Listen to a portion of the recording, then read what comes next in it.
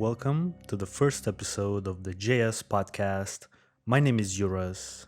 You may know me from the Solvable Mysteries Podcast, where myself and my co host Glenn Highcove discuss various mysteries and unsolved crimes. And today I'm going to be talking about one of our recent cases, the case of Brian Shaffer.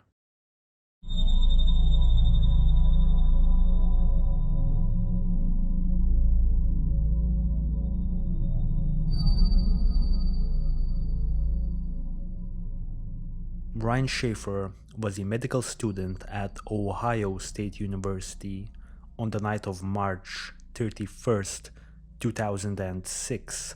Shaffer went out with his friends to celebrate the beginning of spring break. He was later separated from his group of friends. They assumed he had gone home. However, a security camera near the entrance of the bar recorded him briefly talking to two women just before 2 a.m. on April 1st, and then apparently re entering the bar after he was done talking to these two ladies. Shaffer has not been seen or heard from since. The case has received national media attention. The fame that this case has gotten led to myself and Glenn Highcove, my co host from the other show that I do, to become very interested in Brian Shaffer's case. I will try to present to you the most interesting facts, the whole story, and what I believe happened to Brian in this podcast. Now, mind this, guys, this is my first solo podcast episode. I have no clue as of right now how long this episode will be, and some quality errors may happen during this recording, so future episodes of this show should definitely only increase in quality, and that's sort of what I have found with the Solvable Mysteries podcast. So without any further ado, let's jump into the story of the disappearance of Brian Shaffer. Brian grew up in Pickerington, Ohio, which is a suburb in Columbus, where Ohio State University, other known as OSU, is located. Brian is the older brother of Randy and Renee Shaffer's two sons. Now, Randy and Renee Shaffer also had another son called Derek Shaffer. Derek Shaffer is unfortunately the last surviving member of the Shaffer family. Over the years, he has refused to talk about the events that have plagued the Shaffer family. He has been invited to come to talk on various news stations as well as podcasts alike. However, he always refuses them, and now that's quite understandable because Derek probably wants to forget everything about the dark past of the Shaffer family, and we're gonna get into this past right now. Brian had graduated from the local high school in 97 and went to OSU for his undergraduate work. Now, 6 years later, he managed to graduate with a degree in microbiology.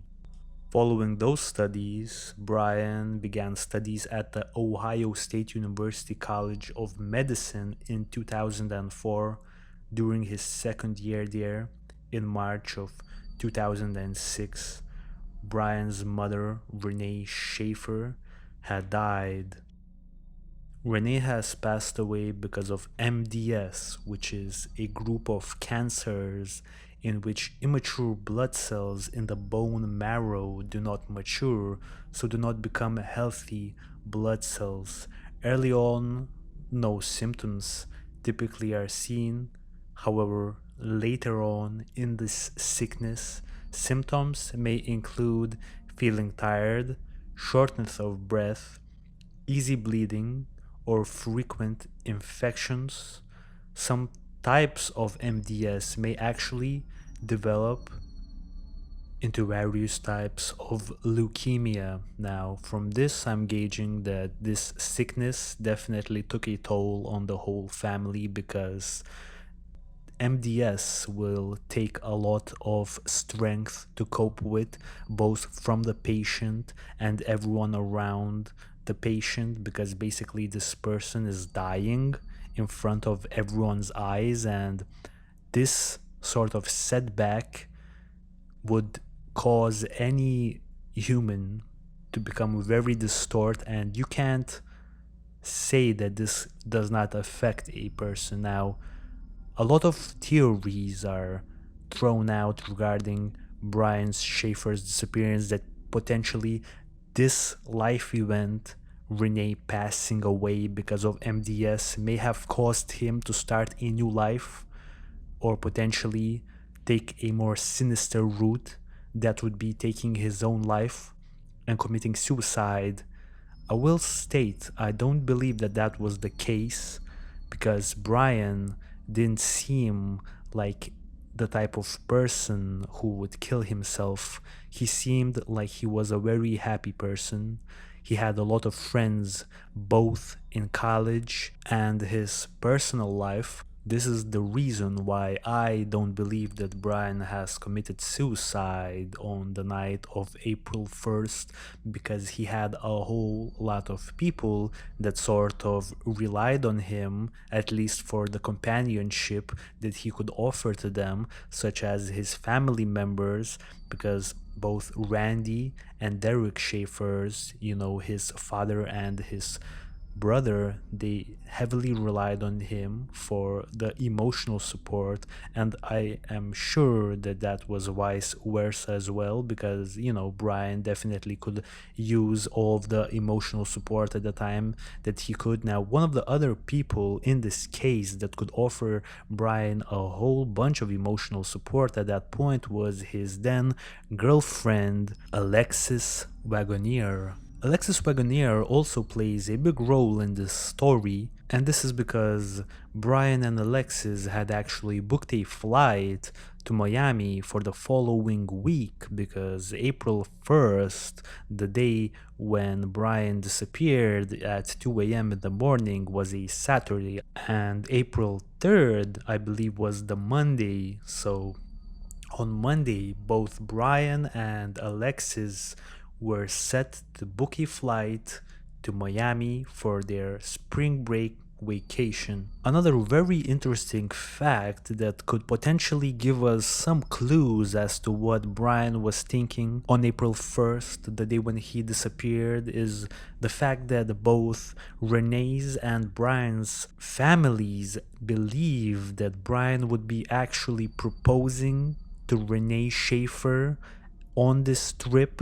I personally believe this is a very important point in this case, and that is a lot of the times overlooked by a lot of web sleuths, because Brian had so many life events happening at the same time. It's really hard for a young person like that, and for any person for that matter, to deal with all of these life events, and you're supposed to propose to your girlfriend on the same month when your mother has passed away. Another interesting detail in this case is the fact that apparently very serious exams were due shortly after the spring break, and now Randy Shaffer, Brian's father, actually didn't think that Brian should be thinking about vacations or partying for that matter, and he should solely focus on his studies. Now, this is an important detail as well, because as we jump into the night of Brian Shaffer's disappearance, we see that before Brian's night started, that led to his mysterious disappearance, Brian had actually celebrated the occasion of spring break, which I just have to step in here and say that it's pretty interesting that you would celebrate spring break. It's not really a custom here where I'm from in Eastern Europe. Now, one of the misconceptions in this case is that that was the sole reason of the meetup between Brian and Randy Shaffer. Now, I have some credible sources stating that actually Brian and Randy met not just to celebrate the occasion of spring break, which is basically what the mainstream reporters on this case are pretty much reporting. The main reason for their meetup was pretty much so that they could discuss whether or not they could continue having a relationship. This is very important in this case because now this meetup of Brian and Randy Shaffer completely paints a different picture for us. This is no longer a situation where a son and a father meet up to celebrate the occasion, to talk about stuff casually. This is a serious life moment for both of these people where they discuss whether or not they could continue having a relationship.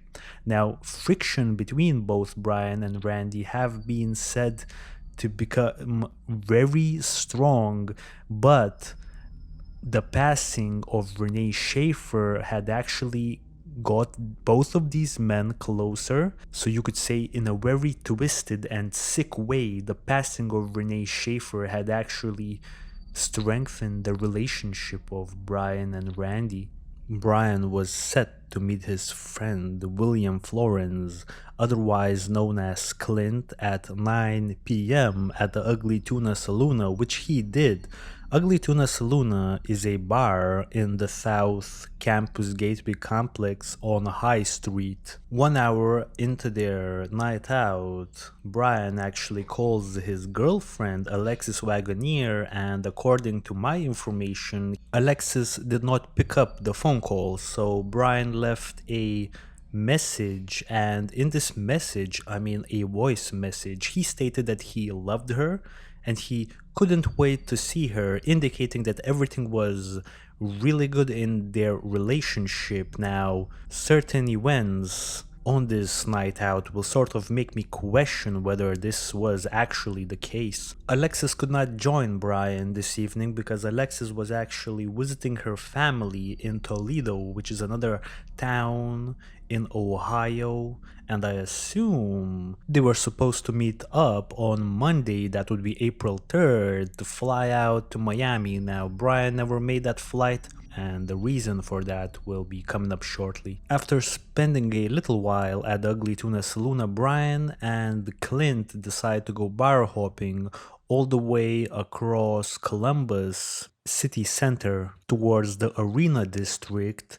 So let's just take this into consideration, the fact that the distance from the Ugly Tuna Saloon to the Arena District is 1.9 miles. And if you're having a shot or two in every bar that you pass, that's actually quite tiresome, I would assume. This is exactly where Meredith Reed, a friend of Clint's, comes into play. She actually met up with them somewhere in the Arena District and gave them a ride back to the Ugly Tuna Saloon. I would assume she was not having any drinks because she had to drive. So we have 3 people in the posse pretty much of Brian Shaffer. 2 of them have been, I would have to say, heavily drinking, and Meredith, the person who came to the rescue pretty much and drove them back to the Ugly Tuna Saloon, was not drinking. That's just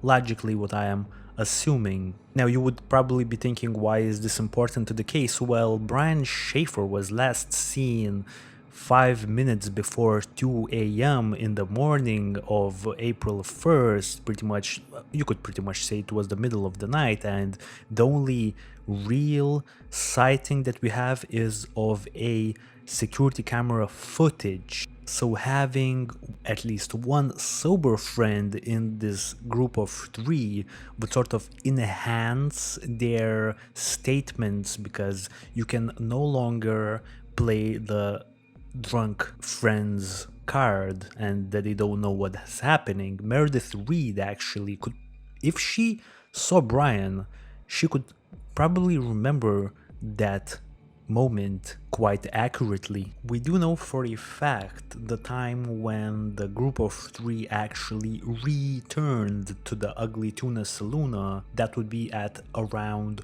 1:15 a.m. because we have said CCTV footage of the trio going up the escalator towards the Ugly Tuna Saloon bar. Another interesting fact is that the same CCTV security camera actually captured Brian at 1:55 a.m., 5 minutes before Ugly Tuna Saloon closes. Now, what he did in that recording is really interesting, at least to me personally, and I'm sure to everyone else who have been investigating this case for quite a while now, because he's apparently talking to two young women who have later been identified as his friends from university, and now he is set to do some really interesting things during this sighting. Basically, one of the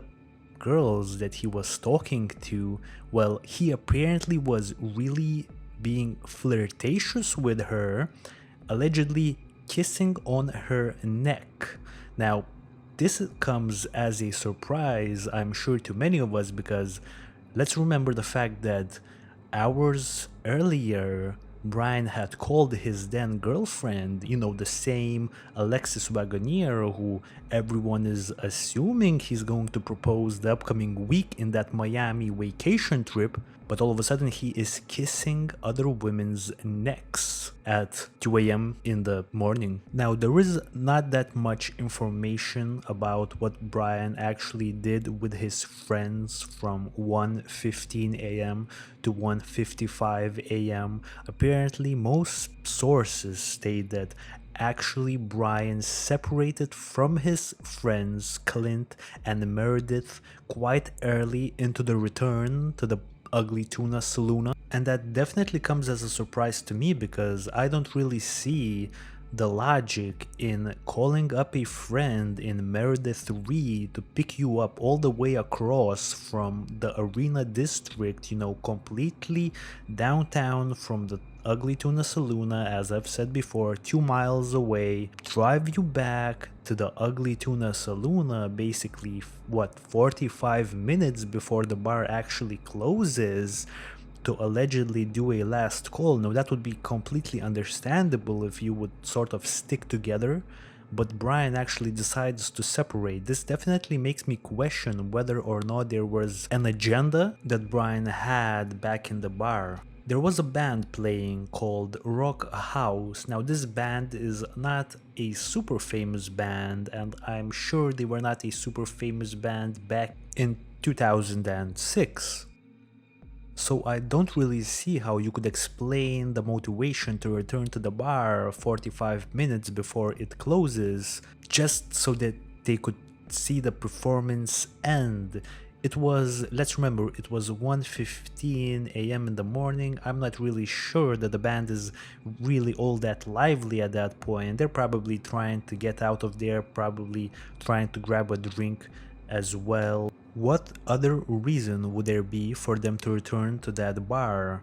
I don't really know this answer, so let's move on in the story. 2 a.m. hits and the bar is about to close now.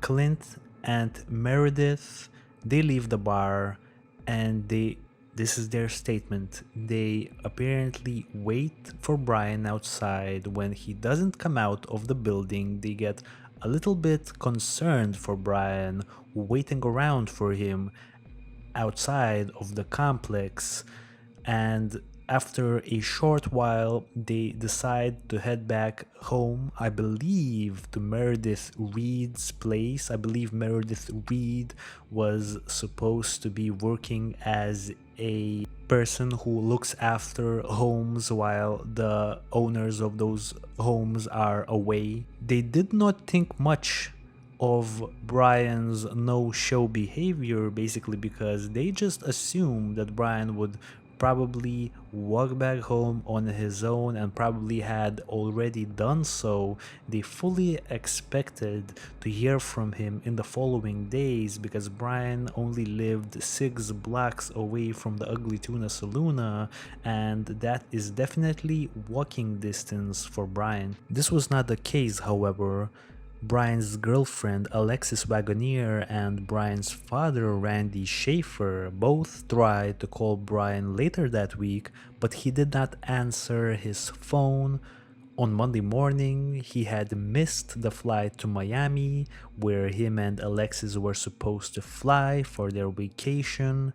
Now, he was reported missing after that to the Columbus police, and the investigation had started. Police began their search for Brian at the Ugly Tuna Saloon, the bar where he had last been seen on that CCTV security camera at 1:55 a.m., early hours of April 1st, talking to those two ladies that I have mentioned before.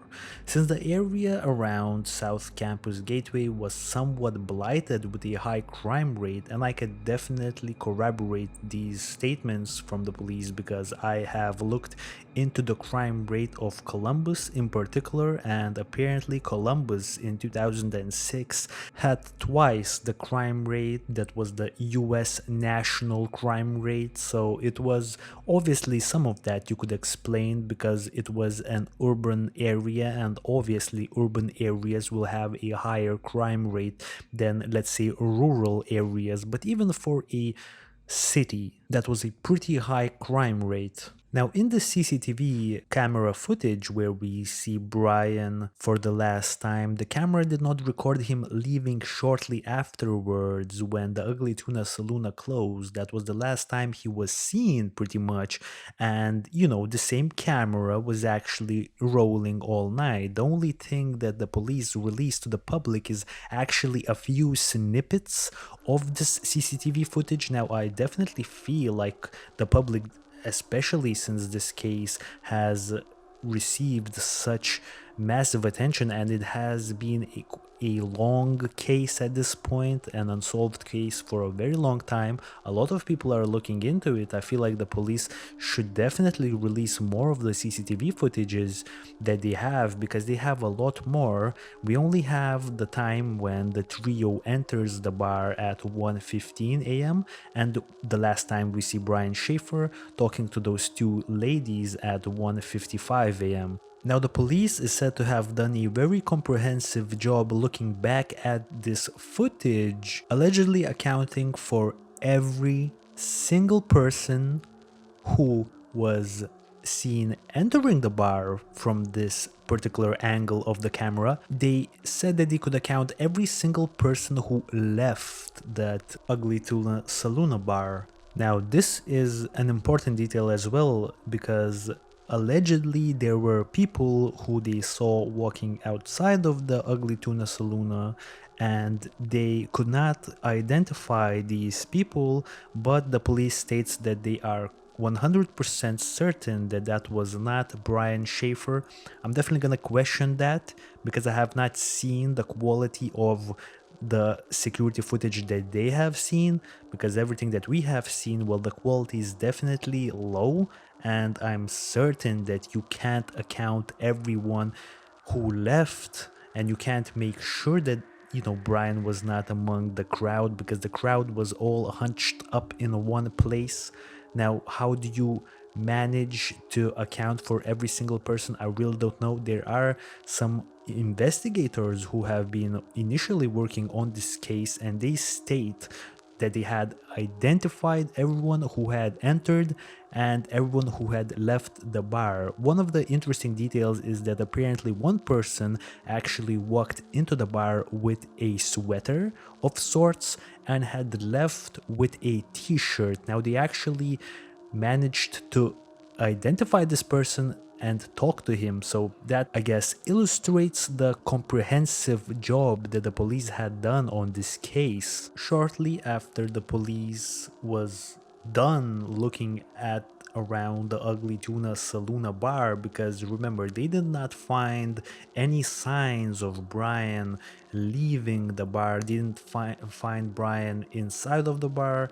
The bar was completely empty pretty much.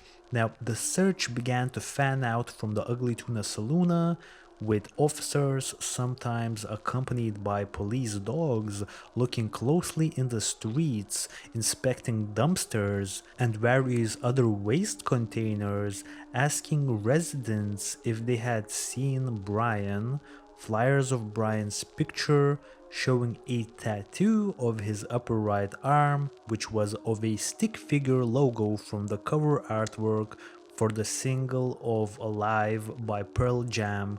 Let's remember that Pearl Jam was one of Brian's favorite bands at that time, and I think this is a good time to stop a little bit and just talk a little bit about Brian, because Brian was actually interested in the relaxed tropical island lifestyle. These are the quotes from everyone who knew Brian, and actually Brian had stated that the whole doctor profession is only for right now, and that his future goals look somewhat like him relaxing on a tropical island, having his own band, drinking margaritas with his senorita at the beach. This is another important detail because it would sort of play into the whole theory of Brian having been hit with all of these life events at the same time, trying to find a new life, trying to get away from everyone,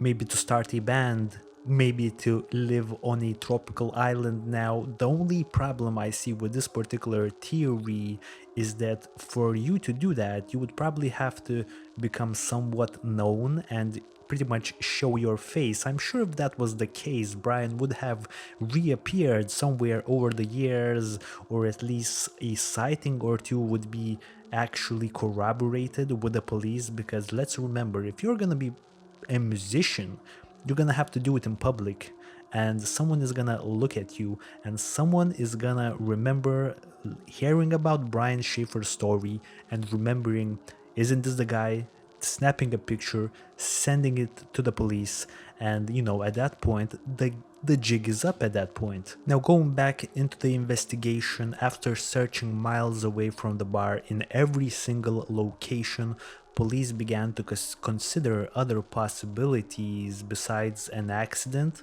or foul play. Now, this is what I'm talking about. Since his mother had recently died, it was speculated he had gone away temporarily to grieve in solitude, yet his disappearance proved permanent, which doesn't really make sense. No evident reasons appeared for him to voluntarily disappear for good, because let's remember, his life was pretty good at that point, besides his mother passing away. At least that's what we could take from face value, because he was a good looking 6'2" guy. He was a promising medical student. He seemed very smart. Now, sure, his family was definitely going through some hardships, that's for sure, but would that make him voluntarily disappear forever? I don't really see that. I really don't see that. Another interesting detail in this case, that those who had seen Brian that evening, well, but probably every single person who had an extensive contact with Brian, including his father, were asked to take lie detector tests. Now, Meredith Reed and Randy Shaffer had actually passed theirs. Now, the other reports are stating that Clint, the friend that Brian started off the evening, actually refused to take a lie detector test, as well as the two women who Brian had last been seen talking to were later identified. Now, they said in 2009 that they had never been asked to take lie detector tests, I'm sure they would have been willing to do so, but this immediately sort of throws stones at the police's glass house, if you will, because, for all of this talking that you have done such an amazing and comprehensive investigation into Brian Shaffer's disappearance, you don't really question or at least ask for a polygraph of the two women who he is literally seen talking to last. I don't know. I think that's quite interesting. Now, I will say that Brian was actually spotted after that 1:55 a.m. footage, the one that is said to be the last footage that Brian is ever seen on. He actually was spotted by Clint as well as Meredith. So let's remember, it's 1:55 a.m. Brian is walking back into the direction of the bar. That's the only thing we can see from the angle that the camera was positioned at. We can't really say for sure if he went back inside of the bar, but apparently sightings were of him in the bar after 1:55 a.m. Now, Clint actually states that he apparently talked to Brian. I mean, that's the only thing I could gauge from his statements. And he apparently said that Brian told him that he was going back to talk to the band for some reason. Now, another thing we have to mention here is that it's not completely 100% sure if that's what Brian actually said, because it was a loud bar Clint was drinking. So he could have potentially misheard what Brian said, but apparently he said to Clint that he was going back to talk to the band. Rock House, the band that was playing on the night of Brian's disappearance, was actually contacted shortly after Brian disappeared, and they stated that they did not remember talking to Brian. Now, this is interesting because either A, Brian did not talk to them, or B, they don't remember talking to Brian, but Brian actually did talk to them. Now, I understand the latter, because if you're a band and you have been playing music for a few hours and now it's late in the evening and you probably have people coming over to talk to you all the time, probably women and, people that you would probably be more interested in talking to rather than a Brian Shaffer who was, pretty much a fan at that point. You would probably not recall those conversations, so we can't really know for certain if Brian actually talked to the band, but we will say that, at least we know that that was not something significant, or at least that's what we could gauge from the response that the band members had when they were questioned regarding that last conversation with Brian. Alexis Wagoneer has stated that for a very long time after Brian's disappearance, she has been calling Brian's phone. Usually it went to voicemail, but on one night in September, it actually rang 3 times. And now this is her quote: "I kept calling it to hear it purely because it was one of the best sounds I have ever heard, even if no one picked up."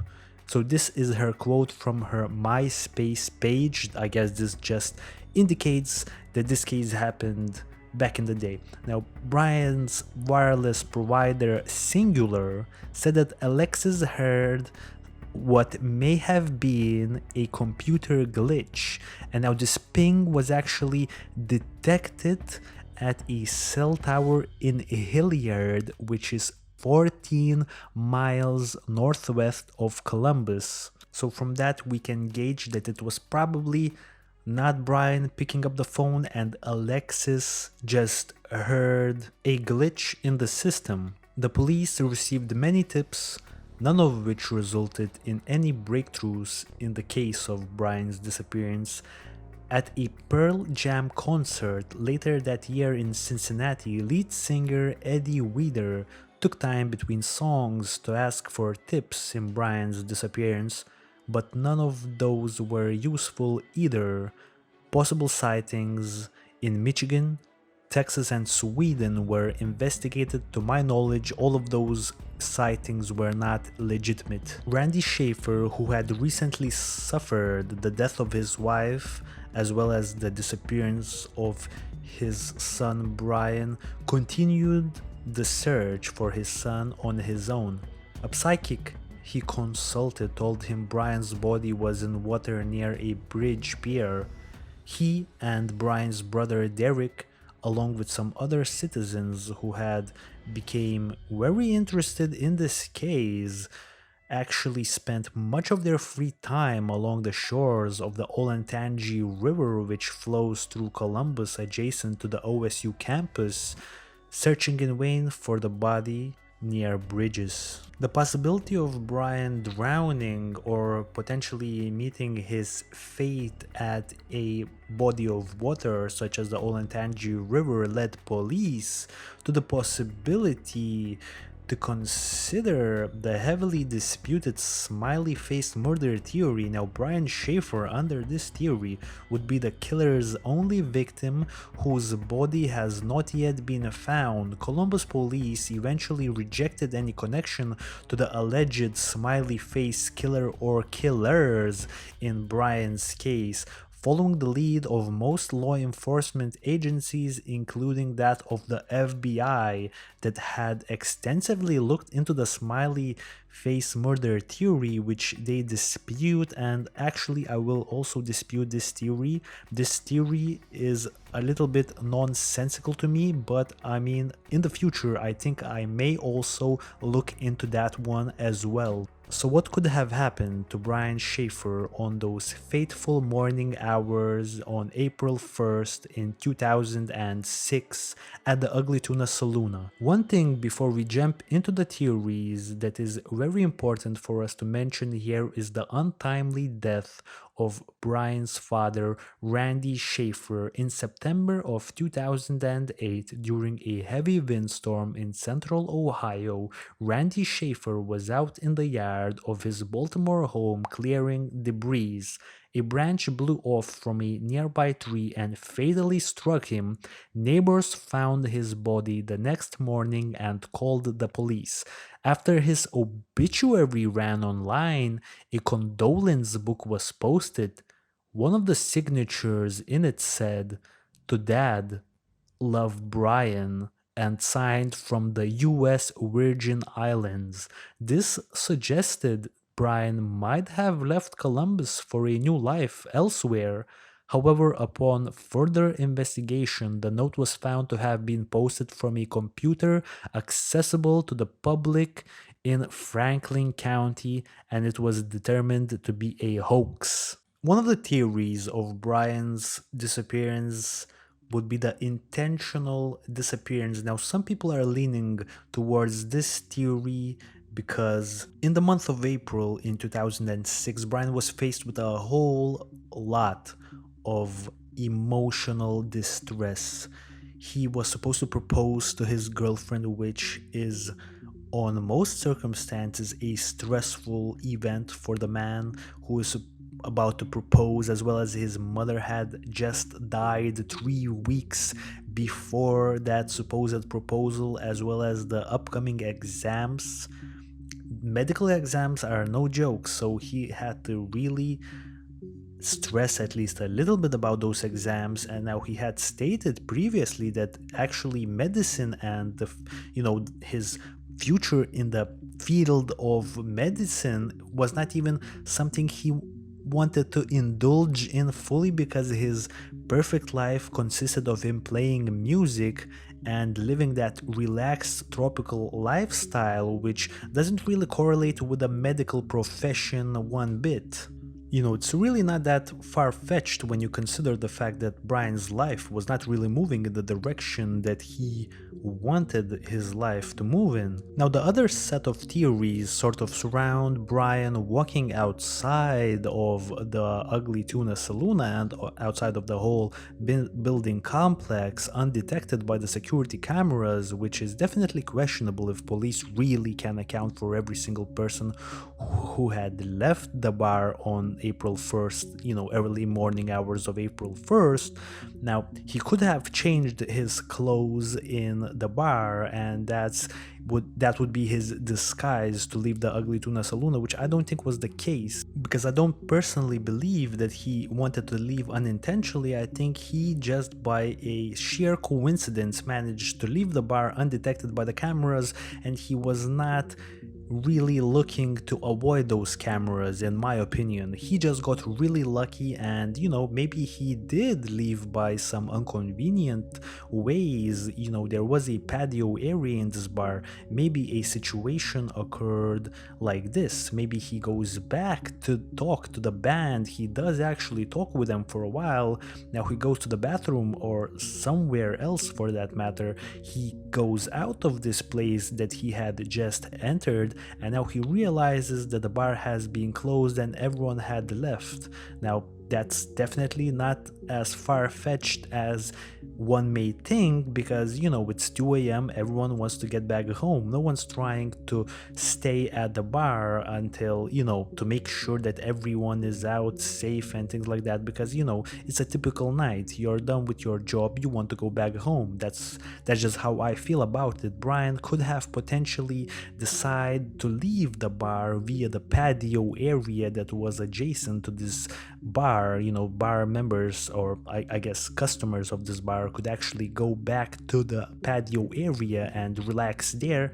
And it's actually not that big of a jump from the patio area to the street. I think I could definitely make that jump if I really had to, so I definitely won't put past Brian to make that jump as well.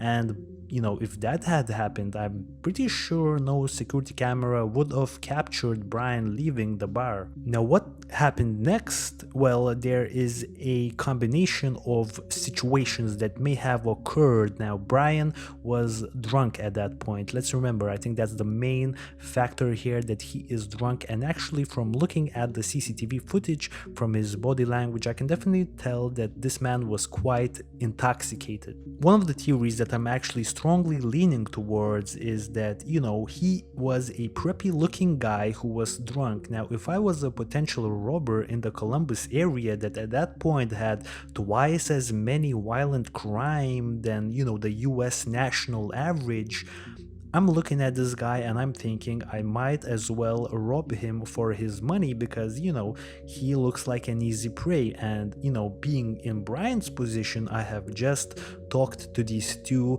young lovely ladies. I was kissing on one of their necks. Now I am feeling very confident in my abilities.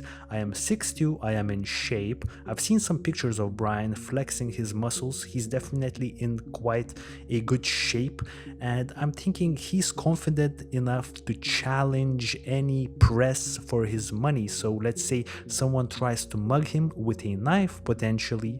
I think Brian at that state, it's not completely out of the question that Brian would actually attack this person, and I can definitely see how a drunk Brian Shaffer couldn't, doesn't end up winning in that situation, and a potential mugger being surprised that, he's getting attacked, he actually accidentally shanks Brian, and that's how, unfortunately, Brian Shaffer meets his fate. Now, the big flaw with this particular theory is the fact that how would a potential culprit in, the death of Brian Shaffer at that point hide Brian's body? Now, I feel like that's the biggest mystery here.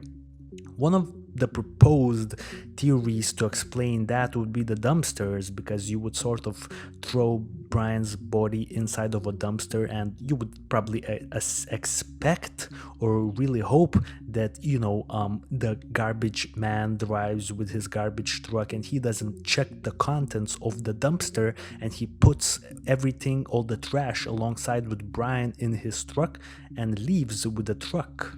Now, I'm definitely leaning towards this theory as my main theory to explain what happened to Brian Shaffer on April 1st in 2006 at the Ugly Tuna Saloon. Now, we have some other interesting theories, such as for some reason the family members being involved, Derek as well as Randy, because apparently Renee had life insurance on her life and there was a payout, and Brian's cut was somewhere in between $20,000 and $30,000. So some people are at least theorizing that, there could have been some foul play involved. I'm definitely not following along with this theory. Some people are definitely questioning whether Clint Florence was involved with the disappearance of Brian Shaffer, because he did refuse to take a polygraph. Now, in Clint's defense, I will say that there is actual footage of Clint talking to the police. You could find it online, and that to me just shows that he was pretty forthcoming to the police with his information. And actually, the thing is, I talked a little bit about this on the Solvable Mysteries Podcast, episode number 72, the Brian Shaffer case. Clint was actually pressed by Brian's family quite heavily, as well as Alexis Wagoneer, and they all accused him of knowing more information that he had disclosed to the police. And I feel like that's when Clint actually lawyered up and decided not to do the polygraph tests, and that's perfectly understandable. Maybe he did know something, for say, maybe there was some sort of a drug connection, maybe cocaine or some other drugs, illegal drugs that he would not want to disclose information about because that would sort of ruin his career. Or maybe there is a more plausible explanation that he had just became very annoyed by the family members accusing him of knowing something he actually did not know. That's why he decided not to do the polygraph test, and I'm sure any good lawyer would tell him, Meredith already did the polygraph test, you don't need to do it, so you're good, you just stay out of it and, just pretty much don't make any comments on this case. So, to finish up the podcast and pretty much to state what I believe happened is the only thing I believe in this case, because I'm sure I might have to return to this case one day and take another look, but one thing I strongly believe at this point regarding this case is that I definitely believe Brian had exited the building and didn't die inside of it. Now, there is another theory that states that he have potentially walked into a construction site that was pretty much right next to the building complex, and actually there was a way to get into it from the last location that Brian was captured on the CCTV footage. Now, I don't think that was the case, because I just don't think that you would miss a dead body. Now, one of the explanations would be, if he did die in the construction site, is either A, the builders of the workers of that construction site pretty much located Brian's dead body and they immediately for some reason decided to cover it up. I don't really see the point in doing that. Maybe they're missing permits, maybe it's a mafia styled construction site, who knows for that matter, but I don't think that was the case. The other explanation would be that they just didn't find a body, he was somewhere in a big hole or something like that, and they constructed over it. And this actual theory is actually really popular, that he died somewhere in the construction site and they just built over him. Now, I don't think that was the case. I definitely think he left the building and he didn't have any intentions of avoiding security cameras. I don't believe that was the case, because why would you start a new life at 2 a.m. in the morning? I don't think that's rational. I think a smart man like Brian Shaffer would probably start a new life, the next morning, in the day or something like that. Also, I believe that Brian's life actually ended shortly after he left the building, whether it would be an accident, not necessarily the construction site accident, but the Olentangy River, and the psychic said that he was in the body of water. So if you believe in that kind of stuff, then I assume you would probably find this theory appealing as well. Or he was actually mugged somewhere, and that's how his life ended, and then sequentially his body was thrown inside of a dumpster of some sorts, and that's how the cover-up would have happened. I sort of feel strongly about these two theories, either the accident theory outside of the building complex but not the construction site accident, or a mugging gone wrong type of a situation, and then a cover up. There also is a theory in my head that I had for a little while now, is that he could have been a potential victim of a hit and run, and then after that, the driver would just put his body inside of the trunk and hide it there because he was drunk, and those alleyways are really wide, and I would assume at 2 a.m. you have drunk drivers in the streets driving cars at high speeds that would pretty much kill anyone that they hit. So pretty much without any further discussions, I will be signing off for this episode. This was the first episode of the JS podcast. Please leave a like on my YouTube channel or even subscribe if you enjoyed this episode. I am definitely returning with more episodes in the future, and I hope that everyone has a good day.